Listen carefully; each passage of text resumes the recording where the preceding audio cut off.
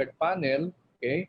At hinihintay na lang po ang clearance from at our ethics board bago ito i-endorse sa FDA. Ang FDA ang final na mag-decide kung gagawin ang clinical trials o hindi. So I hope na matuloy naman ito, pero hindi po ito pinopondohan ng gobyerno. Sila po ang magpopondo ng kanilang clinical trials under the bilateral arrangement. And then we have the Gamaleya of Russia. Sinovac is from China, Gamaleya is from Russia. Meron pang hinihinging additional data sa phase 1 and phase 2 ang ating vaccine expert panel. Hindi pa dumarating yon. But the other thing I think that has progress is that they have already contracted the services of a contract research organization which is Philippine-based to help them in the implementation of clinical trials should this be approved already. So naghihintay pa rin po ng response nila for the additional data at saka yung ating ethics board approval pa rin. Napakahalaga po nung pag-analyze ng data sa phase 1 and phase 2 trials para ma-determine talaga yung safety at to a certain extent yung efficacy na rin. Ano? And then the other one is the Janssen, a US vaccine, but we do not consider this as a bilateral arrangement. So sila po ay nag-submit na ng data sa tungkol sa kanilang phase 1 and phase 2 trials, no? At hopefully ay magkaroon na rin ng evaluation ng ating vaccine expert panel to determine whether we will endorse this to our FDA or not. There is another addition na nag-indicate ng kanilang clinical trials na gagawin dito sa atin, yung Clover vaccine also from China. And yun pong Sinopharm, na kung saan meron din tayong confidentiality data agreement, medyo nagbago po ang kanilang plano. Nung una, they indicated na they are interested both in the clinical trials and in the marketing. Okay. Then at a certain point, meron silang representative na nagsabi na yun na lang marketing. So hindi na namin takop yun. Tapos, meron na naman ngayong nagpadala ng communication that they're interested in the clinical trials. So we are just clarifying from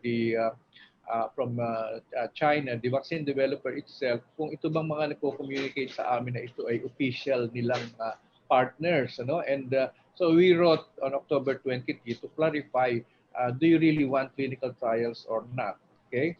And so kung hindi sa clinical trials, ito ay dadaan doon sa procurement group. So yan ang pangatungkol sa vaccine.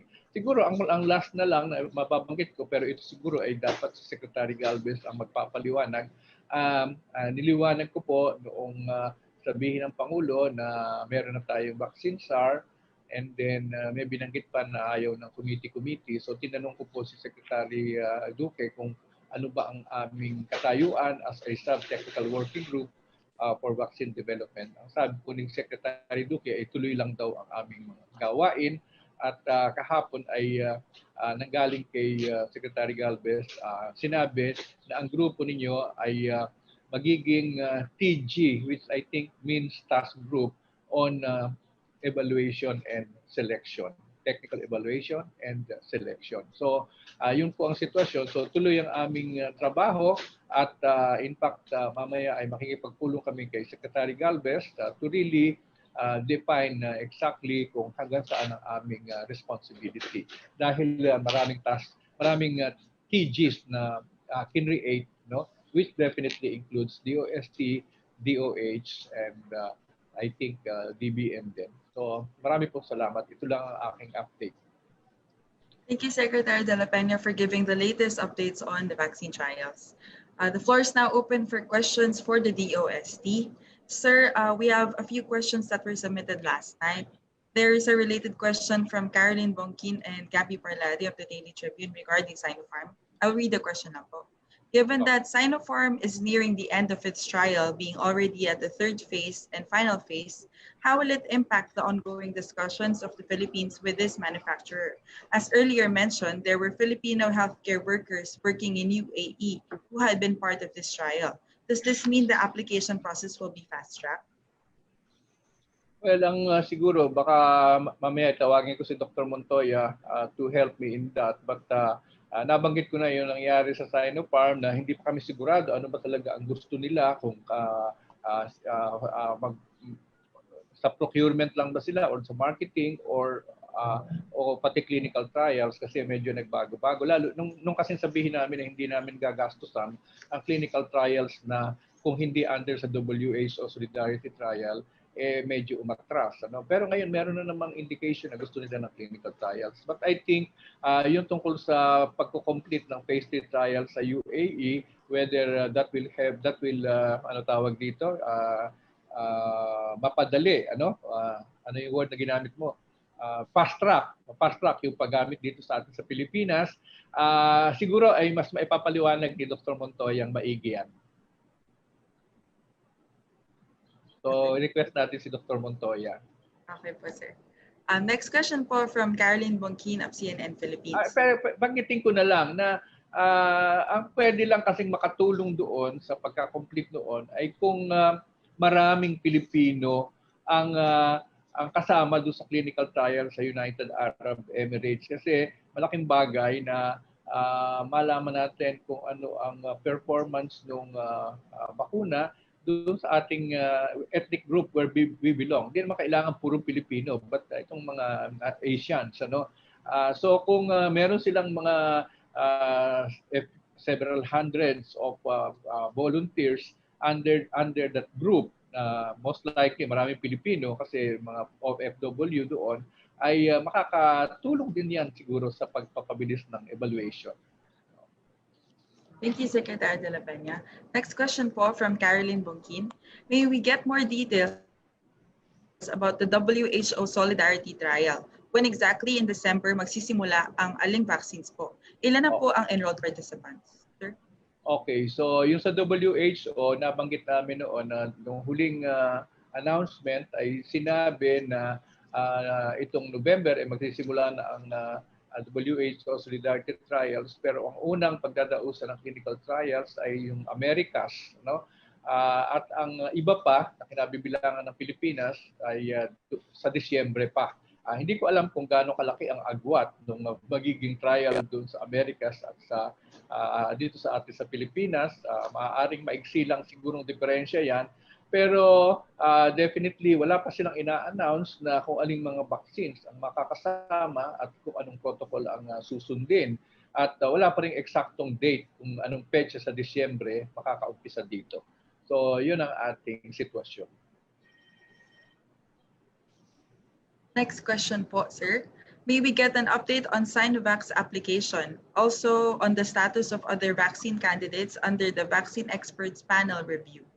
I think na-report ko na yun doon sa aking presentation kanina. Nasabi ko na yun sa Sinovac, nihintay na lang natin ang ethics clearance para ito ay maipadala natin, ma-endorse na sa FDA at ang FDA na ang magbibigay ng go signal. Ang indication from our vaccine expert panel parang okay naman yung kanilang evaluation, technical evaluation. Doon naman sa Gamaleya ay may konti pang kulang na datos na hinihingi ang ating vaccine expert panel na hanggang ngayon ay hindi pa ibinibigay ng Russia, ng Gamaleya. At ang isang progreso doon ay nabalitaan namin na meron na silang hinahire na contract research organization para kung sakaling mag-go signal na kanilang trials, meron ng mga ngasiwa. At yung Janssen naman din ay nagbigay na ng mga datos para sa analysis ng kanilang phase 1 at phase 2. So yung Clover ay nag-indicate na rin na sila ay mag-clinical trials dito. From China din yun. So yun ang sitwasyon. At ulitin ko lang na ang pinopondohan lang namin ay yung WHO Solidarity Trials at hinihintay na namin ang announcement kung alin bang vaccine at ano yung protocol. Pero sabi nila, tayo daw ay December pa. Yun lang ang update. Next question po from Red Mendoza of the Manila Times. Have you met with Secretary Galvez regarding his role as the vaccine czar? What do you think is the advantage of having someone like him in the procurement of vaccines? Oo, kahapon naman ay nag-meeting ang IATF at kanyang ipinaliwanag kung ano ang magiging bagong setup or structure. At kami naniniwala na makabubuti na magkaroon ng isang vaccine czar na siyang ika nga ano tawag doon? The buck stops there. Ano? Kahit na marami kaming involved, merong isa sa itaas na talagang nakakaalam. So malaking bagay na magkaroon ng vaccine czar. Nakita naman natin na nangyari na rin yan sa pagkakaroon ng mga SARS sa testing, sa iba-iba pang aspeto na naging effective naman po. At so mamayang hapon actually meron kaming meeting, ang DOST group, with Secretary Galvez for more details on the new setup. But we were told that we will carry on with our role on evaluation and selection. Thank you, sir. I believe your response with regard to Gamaleya and the question of Lay Alves of GMA News has already been answered. The second question po from her is, Vaccine Czar Secretary Galvez said that the COVID-19 vaccination may begin in May. What vaccines are we considering to procure at this point in time? Are we ready with the logistics and storage? Hindi ko pa po masagot kung aling vaccines yun, pero ang alam ko ay yung aspeto ng logistics ay magiging bahagi ng responsibility ng DOH na siyang talagang makangasiwa sa vaccination program. All right, sir. We have a follow-up question po from Red Mendoza. I believe that's the last question for today. Go ahead, Red. Hi, good morning po. Good morning po, Secretary. Ano lang po kasi sabi niyo po that Secretary Galvez will be the one who will be parang the overall leader, the buck stops. Yung sabi niyo nga the buck stops here nga po for the vaccines. Pero of course some sectors are also worried na baka ma-influence ni Secretary Galvez yung kanyang yung vaccine selection process. So how are we going to be assured that Secretary Galvez will be the one in charge lang sa logistics and the delivery and the procurement of vaccines, and the research will be done by our research team as well? Kasi of course yun po yung some worry po ng iba na it's a military man who is going to lead the vaccine efforts, hindi naman siya yung parang hindi naman po siya yung parang vaccinologist or anything. Just to allay the fears of people, kasi of course yun po yung parang nararamdaman ng mga tao na why is a military person leading the vaccine procurement of the country? Is he going to be part of the research of the vaccine? Yun lang po. Basta kami binibigyan ng kanya-kanya assignment. Ang sabi sa amin, kami ay sa evaluation and selection. So in fact, nilinaw ko kahapon, yung mga selection merong aspeto ng economics, yung bang costings. At sabi nila sa amin sa IATF from Secretary Duque, yes, kasama ang economics part, yung costings. Kaya we will just stick to our assignment, and siguro magtiwala kayo sa aming mataos na pagsunod sa aming trabaho. Thank you, sir. Last question po from Greg Gregory of TV5. Hi, sir. Good morning po. Morning. Hello, sir. Oo. Yes, sir. Sir, may we just get an update? Doon po sa Janssen, di ba, sabi nag-submit na po sila ng documents. Pero may paliwanag po ba what happened? Kasi di ba, from what I remember, tumigil po sila sa clinical trials nila before because of some incidents abroad. And other than that, may we get an update if there are continuing talks or may talks po ba with Moderna and Pfizer with their candidate vaccines? Okay. Thank So you, dito hihingi ako ng saklolo kay Dr. Montoya kung ano na yung naging kanilang usapan na may kinalaman sa Janssen, sa Moderna at sa Pfizer. Thank you, sir. Secretary de la Peña, I believe Director Montoya is not in the call po. Wala ba? Opo. Oo. Hindi ko masasagot. Hindi ko alam ang sagot doon sa mga itinanong mo. All right, sir. Thank you po. All right.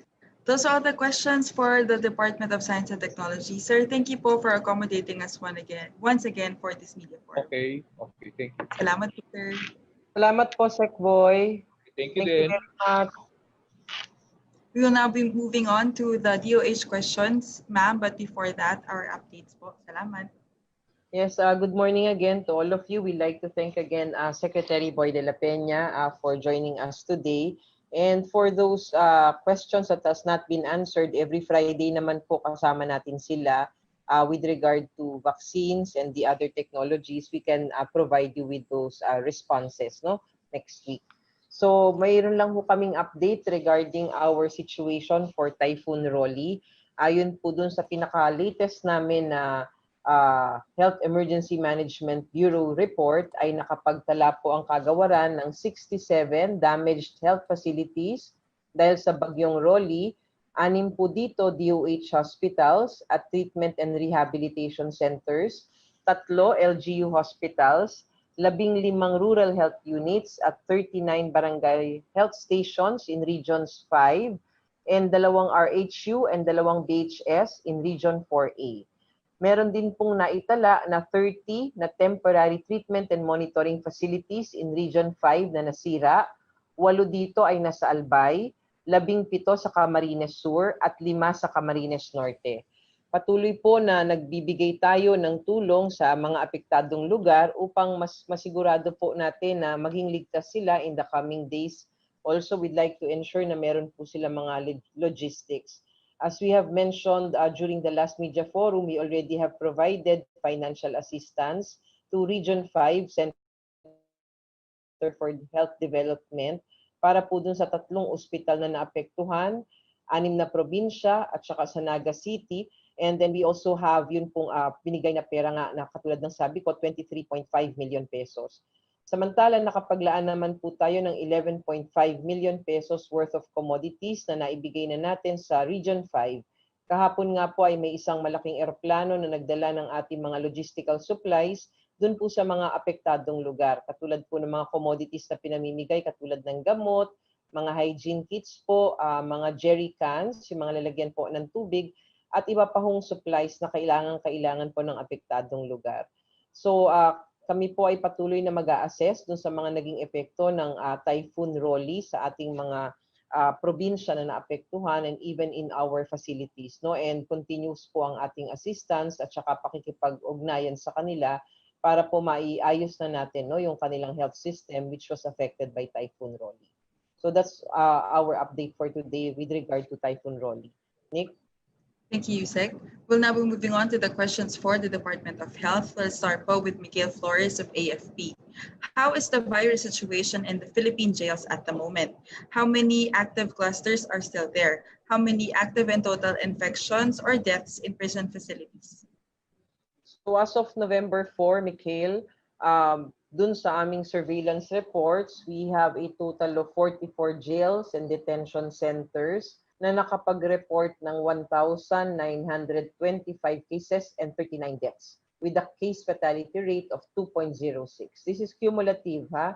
And then there is also 1 new clusters in a jail center within the last 14 days. So meron ho tayo mga provincial jail, meron din tayong city jails na naapektuhan po nitong mga clusters na sinasabi. All of these institutions were already investigated, nakapagbigay na rin po ng guidance at saka ng assistance ang ating mga regional office with regard to these newly discovered clusters dito sa isang jail na ito. So we are also in close coordination with the Bureau of Jail and Management Penology. Meron ho kasi tayong department memorandum na nilabas. This is the guidelines for the implementation ng ating mga COVID-19 measures sa mga closed institutions. At isa po dyan ay yung jail. It is a closed institution, so kailangan bigyan lang ho ng guidance dahil alam natin pag closed institutions, mas madali pong kumalat ang sakit. Kaya po ating binabantayan maigi ito. So that is our latest update with regard to the different jail or prisons across the country for COVID-19. All right. Next question, ma'am, from Christian Isores of Bombo Radio Philippines. Kamusta po ang naging meeting ng DOH with Vaccine Czar Secretary Galvez? In a public briefing, sinabi niya na bumubuo na sila ng National Vaccination Roadmap. How is the DOH engaging to this? Ano po ang mga specific na magiging laman ng said plan? We had a meeting with Secretary Galvez that was 2 days ago, Wednesday afternoon. Tapos katulad ng sabi ni Secretary Boy, nag-present din siya kahapon sa IATF, and then mamayang hapon may meeting kami uli with him. Siya ay nagbigay sa atin nung pinakita niya sa amin sa DOH yung kanyang 7-point strategy na tinatawag and also pinakita niya at nagbigay siya ng komento dun sa planong nagawa na ng DOH. Nakagawa na po kasi ang Department of Health together with the concerned agencies ng isang plano regarding the vaccine implementation plan for COVID-19. May timelines, may mga distribution, kung paano magkakaroon ng selection, sino ang priorities, meron hong ganun. So nabigyan na ng guidance ni Secretary Galvez ang DOH kung paano pa may improve yung plano na ito. Ito rin po ay nagkaroon ng pag-uusap tungkol dun sa structure. Nag-present siya kahapon sa IATF kung ano ang rekomendasyon niya na maging structure nitong vaccine implementation team, which he will be leading as the vaccine czar. And we also have invited him actually. Sa Lunes po, kasama natin siya dito sa media forum para masagot niya ang mga katanungan nyo. And he will be presenting the organizational structure of this vaccine implementation team, as well as the initial plans for this vaccine implementation. So lahat ng po yan pag-uusapan natin sa Lunes. But just in a nutshell, alam po natin na nakapagbigay na rin naman po siya ng information sa media kung saan sinabi niya meron ng roadmap and wala ho tayong binago sa mga ginagawa natin. Katulad nung sinabi ni Secretary Boy kanina, si Secretary Galvez is here to lead us and to make things more expeditious. Pero yun po mga existing na processes, yun pa rin ho ang ginagawa natin. Nagbibigay lang siya ng mga pointers on how we can improve and how we can make it more expeditious. Pero existing processes are still the same. Nick? Noted, ma'am. Next question po. Secretary Galvez also said that they will be implementing a spokes and hubs strategy in vaccine distribution. Ano pong ibig sabihin nito and anong assurance na within the said strategy, yung target population ang magiging priority ng initial distribution? Actually, when we talk about the hubs, hub and spokes or spokes and hub, may hub ka, tapos may mga spokes ka sa side, Parang yung ano ba ang best example doon yung sa bisikleta, yung gulong ng bisikleta o ng motor, 'di ba? Meron siyang hub sa gitna, tapos may spoke siya. So he's talking about the distribution system kung saan it's going to be more efficient and it's going to be more expeditious because there is a hub and then there are these spokes na equally at sabay-sabay na nagdi-distribute yan ng bakuna kung sakali, That's his strategy.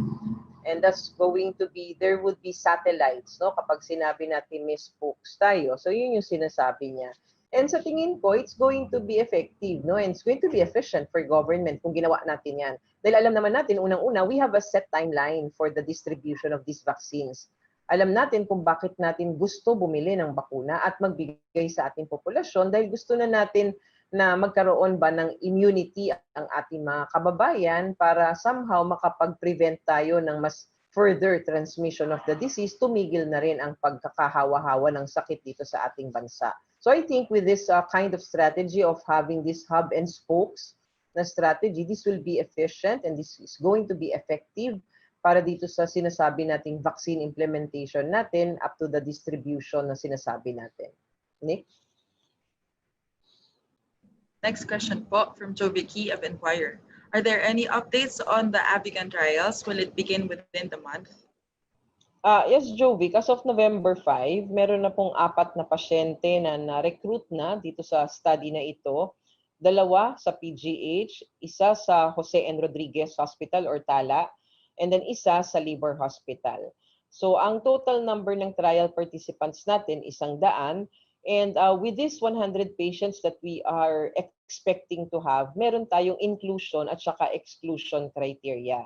So dito sa mga exclusion criteria, marami tayong inilagay na exclusion criteria kapag may sakit ang pasyente, halimbawa nilalagnat, kapag nagre-require siya ng oxygen therapy, hindi siya pwede, kapag meron siyang mga ibang concomitant bacterial infections, yung mga iba pang sakit, So marami exclusion. So isa siguro yan sa nagiging challenge natin para sa paggamit nito sa clinical trial.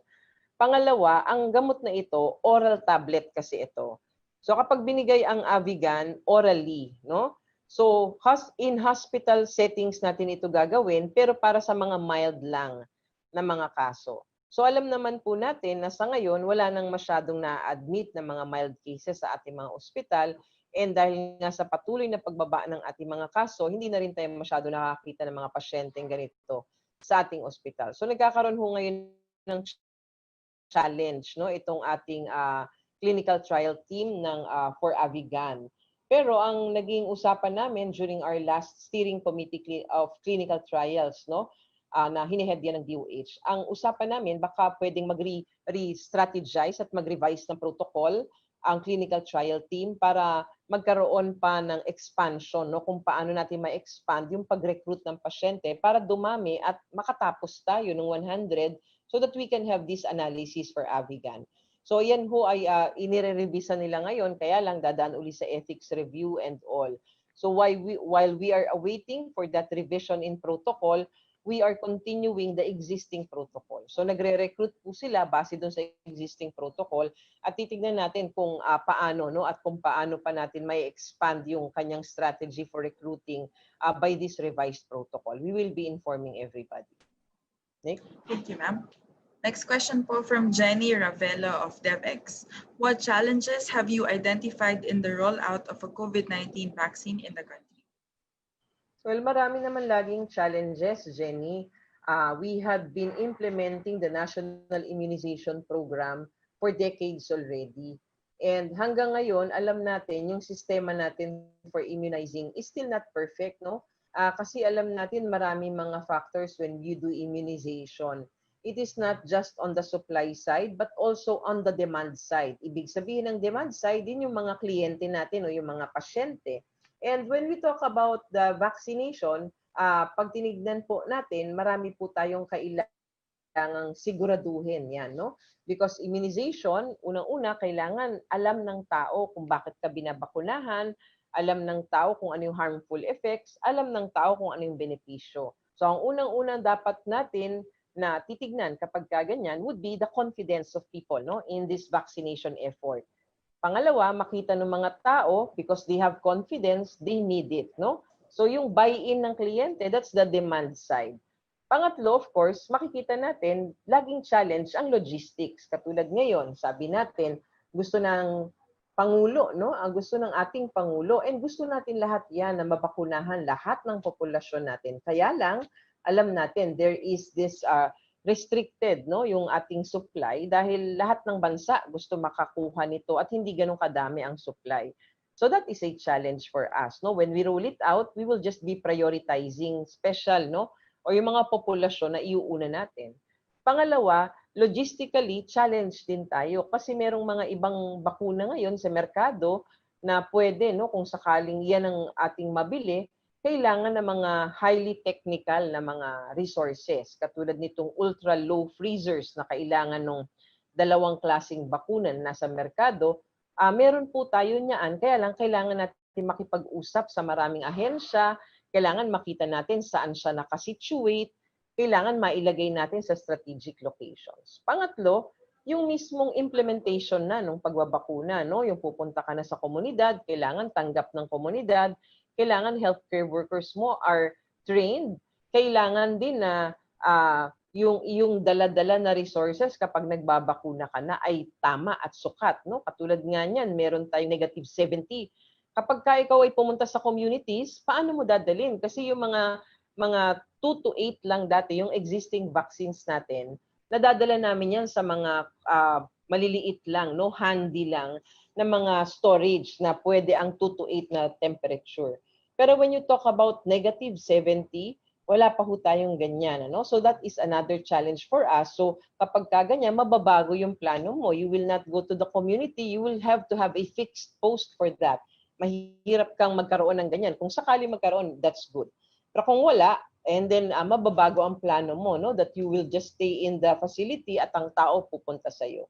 And with this kind of strategy, nakikita natin yan na meron din yan disadvantage na may mga ibang nanay matatamad na sila magpunta sa facility instead of you going to their houses. So these are the challenges. Ano? And the fourth challenge would be, of course, you monitor. No? Hindi ang isang bakuna na ibinigay sa isang tao, kailangan minomonitor yan for adverse events. So that would also be part of this challenge. Kasi kailangan namin ng tao, kailangan natin ng patnubay, kailangan ng araw-araw na pagtatrack kung ano ang mga nagiging epekto sa mga tao. So that's another challenge when we roll it out.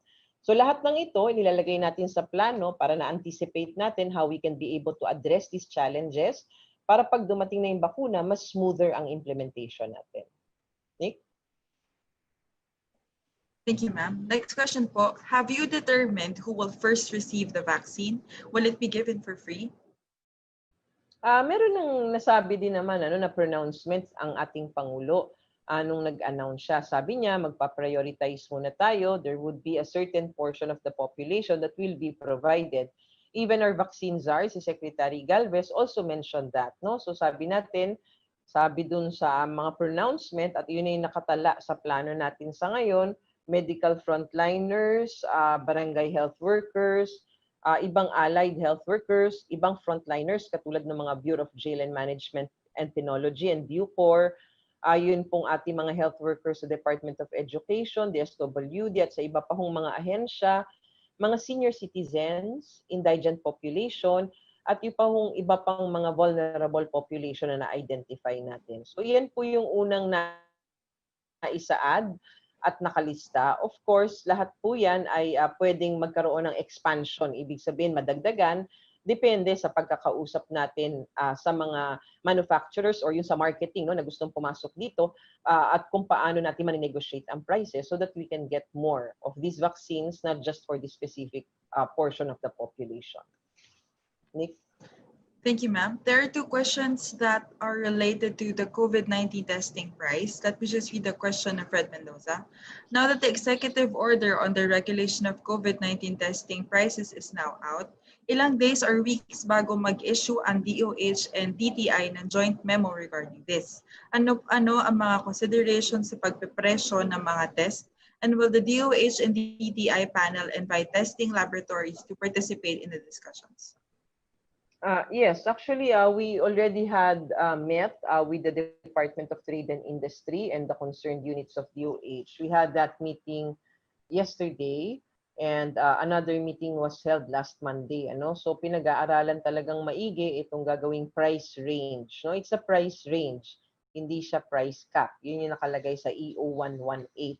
So nag-usap kami kahapon at nag-present din yung mga inutusan namin mag-survey at magkaroon ng costing. At nakita natin na may mga components ang cost ng isang laboratory process for testing. At ito ay makakasama unang-una yung testing kits. No? So pag tinignan natin, hindi lang isang klase ang testing kits na ginagamit natin sa ating laboratories sa ngayon for RT-PCR.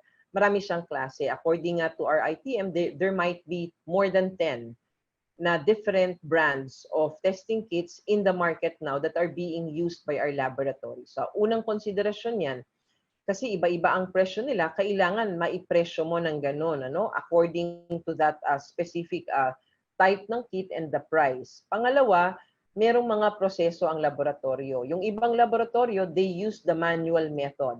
Yung ibang laboratorio, they use the automated method. So pagka magkaiba rin ang presyo dahil magkaiba ang ginagamit ng mga logistics. So that's the second. The third one would be the indirect cost na ginagamit doon sa na meron ang mga laboratorio. Indirect cost would include the manpower, diba? Ilan ba yung sinuswelduhan natin? Yung utilities nila, yung kuryente, yung tubig at kung ano pa, And then the third would be the other logistical requirements. So ito po lahat ay na-consider. Nagkaroon po tayo ng survey on this, and we are also using the WHO laboratory costing tool. Yan. So nanghiram tayo sa WHO para mas science-based ang maging pag-ano natin ng cost. So all of this is being considered. Titignan po natin, nakapag-usap kami ng DTI and we have agreed no, na kailangan by next week, meron na po kaming offer or recommendation for this price range based do sa mga pinag-aaralan natin sa ngayon. So yung implementation arrangements, which is included also in the joint admin order that DOH and DTI will issue, actually may final draft na po kami niyan. Ang kailangan na lang ho naming antayin yung price range nga na pinag-aaralan pa natin ngayon in full para wala po tayong ma-miss out. Pagkatapos ho kasi magkaroon ng final range na aming irerekomenda, kami naman ay kukonsulta. We need to consult our stakeholders. Hindi pong pwedeng nagdesisyon lang kami. Hindi na namin kinonsulta yung mga laboratorio at saka yung mga iba't ibang sektor. No? We need to consult and kailangan namin marinig din from them, no? If they are okay or not okay with the price range that we have set.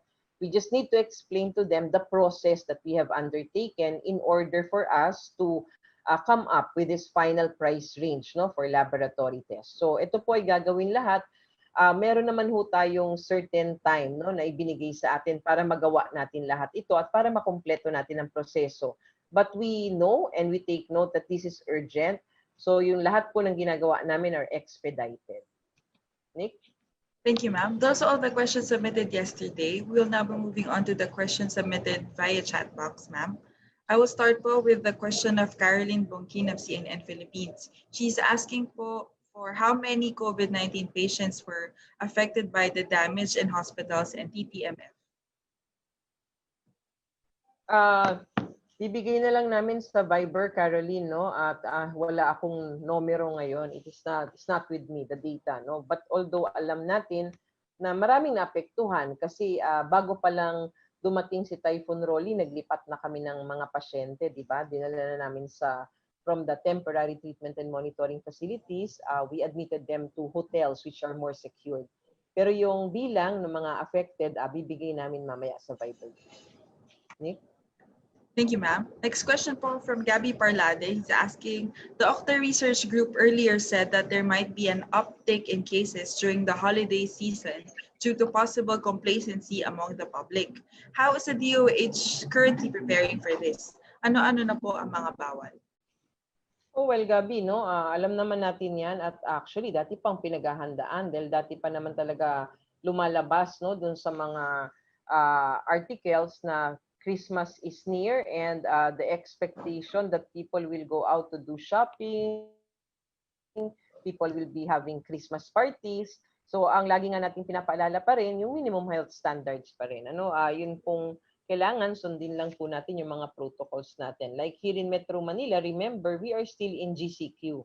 So kapag naka-GCQ po ang isang area, may mga specific restrictions pa rin. Hindi pa rin po all out yan. Like for example, for mass gathering, hindi pa rin ho yan pinapayagan.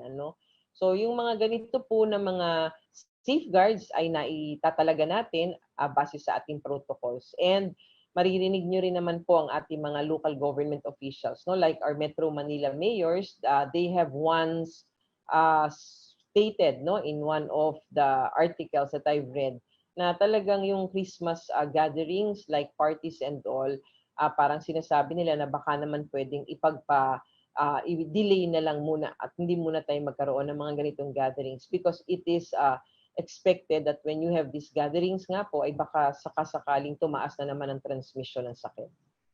Nick? Thank you, ma'am. We have a follow-up question po for Caroline. Go ahead, Caroline. Ma'am? Yes, Caroline. Okay. Ma'am, yung damage lang po dun sa TTMF, pwede pong malaman kung ano po yung nangyari dun sa mga patients? Nasaan po sila ngayon? Ano po yung condition nila? Thank you po. Yes, Caroline, we will get that data. No? All I have would be the number of those TTMFs which were affected, no, dun sa area natin sa Region 5, yung binigay namin sa na update. But we will get the details of this and where the patients were transferred. Mamaya ilalagay natin sa Viber group. Thank you, ma'am. Miguel po also has a follow-up for with regard to jails. Go ahead, Miguel. Thank you, Nick. Good morning, Yusek. Yusek, how would you characterize the trend of infection in prison facilities? Or is it improving or worsening? And especially since you mentioned there are additional clusters that you've recorded. We compare it, Mikel, from the previous, it has improved, no? Kasi nakita natin, doon sa Cebu nga, di ba, naalala mo ba na nung nag-umpisa ang mga kaso sa Cebu, ang unang-unang na-determine natin na cluster noon ay galing sa jail sa Cebu. At nakita na natin, pagkatapos noon, syempre nagkaroon na ng protocol ang BJMP at nakita natin na maraming lumabas na cluster because they have tested. And now, nakita natin, sa ngayon, sabi ko nga kanina, isa lang yung bagong cluster na nakita natin among the different jails or prisons across the country. So if you compare that, we have definitely improved, no? And the protocols also have definitely improved. Kung dati po kasi, talagang pag sa mga jails, nakakapagkausap lang sila sa local government minsan para makiusap. Pero ngayon, ang BJMP po ay natulungan na rin ng DOH at they have their protocols already.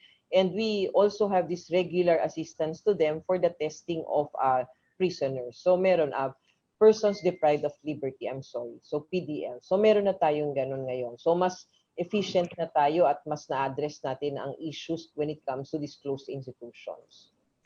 Thank you, Yusek. Thank you, ma'am. Bonds Magsambol has a question po. Go ahead, Bonds. Hello, good morning, Yusek. Yes, good morning. Okay, I think this was brought up na the other day, pero I don't think this was answered pa or I missed it. Mayor Jerry Treñas kasi of Iloilo City said that when the country recorded 967 cases the other day, Iloilo City ranked 5th with 41 cases. Pero according to him kasi, dalawa lang yung cases na na-record sa kanila and the other day naman 9. So that's 11 lang. So bakit daw po malaki yung discrepancy? So could this be ba dahil may mga delayed reporting ng cases? Or if that's the case, gaano po ba katagal? I mean, ano yung range ng days bago ma-report yung case for that day? Depende yan, Bonds. Alam natin na meron tayong discrepancies ngayon or differences ng numbers between the national government, that is DOH, and the local governments. And we are trying to reconcile the numbers. Actually, ngayon, yung Metro Manila LGUs, meron kaming regular na pag-uusap at naglagay kami ng mga tao that will handhold para mahanap yung mga nakalagay sa aming talaan na wala sa talaan nila. Ganon din yung nangyari sa kila Mayor Treñas and we have sent word to them already, no?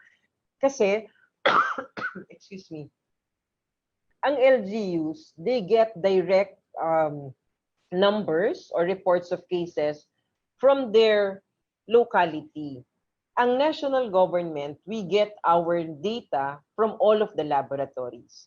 Now, there would be laboratories na hindi nakapagbigay ng diretsyo sa local government, nag-submit sa amin. So, isa yan sa cost ng difference. Meron naman, nakasubmit naman, nakapagbigay sa kanila, kaya lang minsan ang local government, hangga't hindi nila na-validate na taga-kanila yung binigay natin na individual na positibo, hindi nila yun ilalagay sa talaan nila. And we understand that, no? So what we do, if the labs were not able to give it to them, we give it to them, they validate. Pag hindi nila yan mahanap, ayaw nila yan tanggapin sa kanilang lugar. And that is understandable. Ang usapan, the protocol states, current address tayo. So halimbawa, ang isang individual, ako ay taga Leyte. Pero ang trabaho ko ay sa Maynila. Nung ako ay nagpa-swab at nagkasakit, nasa Maynila ako. That is my current address. My permanent address is in Leyte.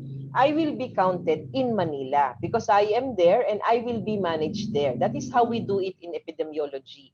The current address will be more significant or important. So yung nangyari kila Mayor Treñas, meron silang numbers na sa kanila, ito yung mga na-validate nila galing sa local. Ang pagkakaiba sa amin galing sa laboratories, kaya mas marami yung sa amin. I-validate pa nila yon. Ito pa ay titignan kung talagang sa kanila at saka nila ilalagay dun sa kanilang talaan. Kaya meron tayong mga differences. We have sent word to Mayor Treñas para maintindihan din na ganito yung ating proseso at ito talagang natanggap namin ay nakalagay talagang address ay nandun sa kanila.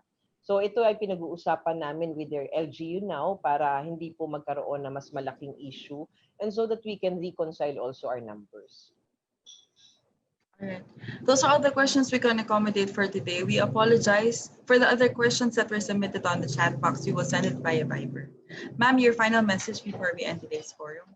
Yes, I'd just like to thank everybody again and we like to thank again Secretary Fortunato de la Peña of the Department of Science and Technology para dun sa updates ng mga ongoing clinical trials for COVID-19 vaccine.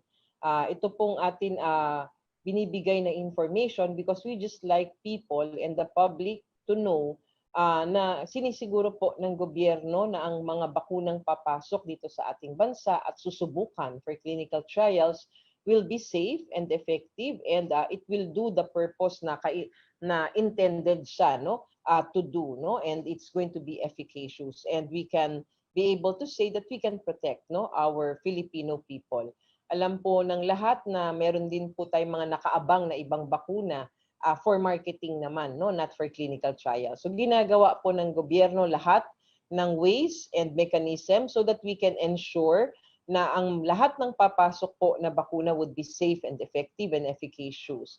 And also ginagawa rin ng lahat ng gobyerno ngayon para maging ma-expedite natin ang proseso, para dito naman po yung for marketing at magkaroon ng portion na allocated talaga para sa Pilipinas itong mga bakuna para mabigyan ng ating mga kababayan. As we say, everybody or the total population, yan ang gusto ng ating gobyerno, mabigyan tayo lahat. But maybe at the start, we will need to prioritize because of the limited supplies, but eventually, government will be able to provide for the rest. So kailangan lang ho nating isipin lagi that the government is prioritizing public safety over anything else. So makakaasa po kayo ng ang mga proseso ng DOH at ng iba't ibang mga ahensya ay naandyan and it is going to be able to screen and evaluate the vaccines that are coming in. So ang kagawaran po ay naglabas ng guidelines upang maging ligtas ang pagsalubong natin sa holiday. So ito po yung tinatanong nyo kanina. So we have this Department Circular 2020-0355. So ang ilan po sa mga sumusunod na kasama dito sa protocol na ito, piliin natin ang online activities instead of in-person activities gaya ng online masses, online shopping at saka online family gatherings. Alalahanin po natin na mas mataas ang risk ng in-person activities kaya kung hindi po maiiwasan ng mga ito, piliin po natin yung mga outdoor activities na open at nasa well-ventilated areas at panatiliing maiksi ang duration ng in-person activity. So alam naman po natin ang ating mga minimum health standards. So if and when hindi talaga maiiwasan na magkaroon ng mga ganitong activities, just remember to have this minimum health standards, wearing mask, face shields, washing of your hands, physical distancing, and cough etiquette. So lagi po natin tatandaan, nakasama po tayo sa laban na ito. Hindi lang po dapat gobyerno at ibang sangay ng private sector ang lumalaban sa COVID-19, kundi tayo rin po, bawat isa sa atin, bawat Pilipino, should be the solution laban sa COVID-19. So maraming salamat again. Happy weekend and we will see you on Monday for a regular media forum. Thank you, Nick. Thank you, ma'am. Thank you to all our media partners. Happy Friday po. Thank you, ma'am. Thank you po to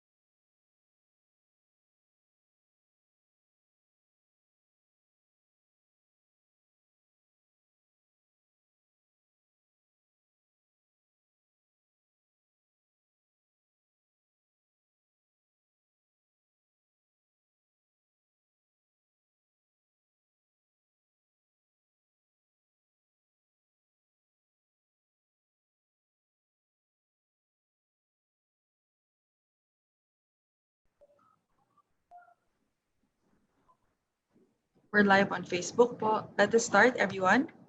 Good morning, everyone. Good morning to Secretary De La Peña and to Yusek as well. Our esteemed guest for this morning will be providing the latest updates on the vaccine trials. Questions regarding our guest's presentation will be entertained. Yusek, you're set. Yes, good morning everybody. Welcome to our regular media forum. So as what Nick has mentioned, we have Secretary Boy De La Peña today from the Department of Science and Technology. And also later on, Dr. Jimmy Montoya would also join us for the questions and answers. So ngayon po, mapalad po tayo na sinasamahan tayo uli ni Secretary Boy De La